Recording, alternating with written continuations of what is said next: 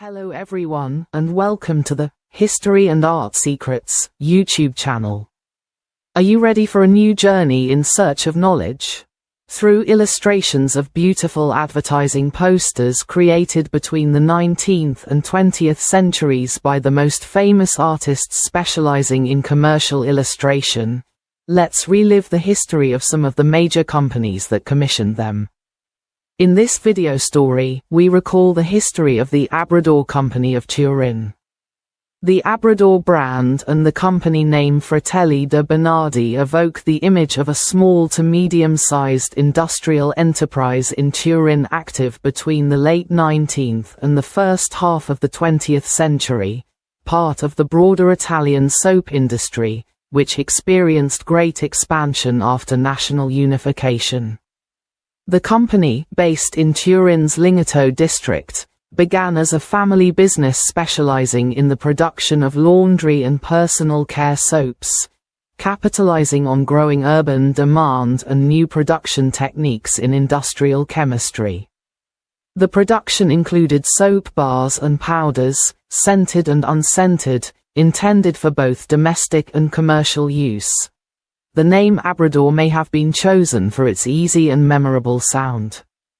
The production processes combined traditional methods, hot saponification, with innovations such as the use of cheaper vegetable oils, industrial caustic soda, and fragrance and color additives.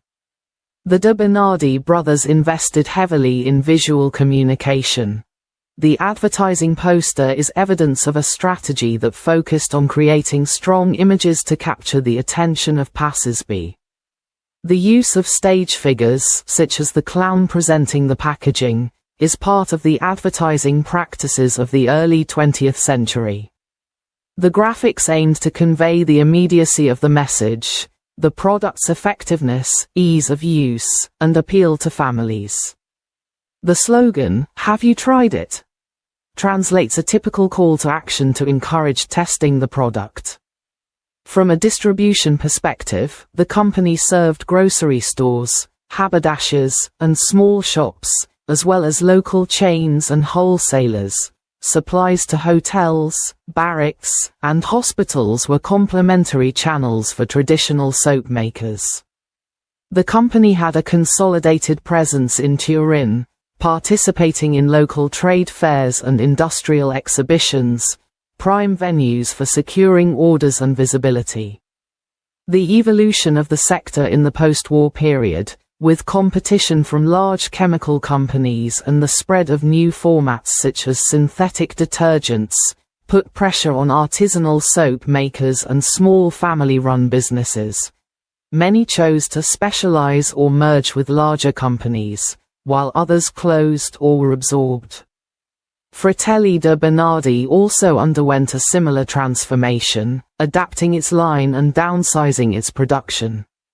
From an archival and cultural perspective, posters like Abrador's are now valuable documents for studying consumer practices, advertising languages, and social representations of the period. However, they also contain elements now considered offensive and stereotypical, such as the caricature of the depicted child, which testify to the prejudices and representations of the time. In short, the de Bernardi Brothers Company and the Abrador brand are part of the dense network of Italian soap makers that, thanks to a combination of family production, chemical innovation, and effective visual communication, brought mass-market products into Italian homes. The poster remains a tangible trace of their activity, useful both for reconstructing an industrial history and for reflecting on the cultural transformations and representations that today require critical attention.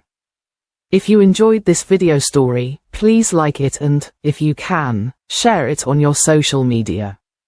Also, if you haven't already, subscribe to our YouTube channel, History and Art Secrets, to stay up to date with our latest news. Thank you. Hello everyone.